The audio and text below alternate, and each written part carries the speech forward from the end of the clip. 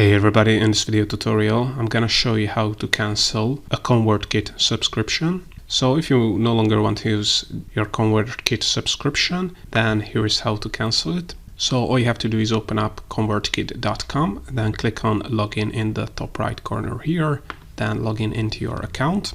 Then once you have logged in, all you have to do is click on your account name here and then select settings.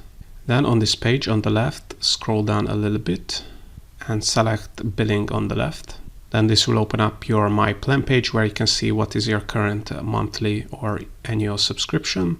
Then all you have to do is scroll down here to this cancel account section, and as you can see, here's where you're gonna be able to cancel your Convertkit subscription. So click on cancel your Convertkit account, click on this, then select the reason why you don't want to use Convertkit anymore, and then your Convertkit subscription will be cancelled. So all in all, this is how you can cancel a Convertkit premium subscription.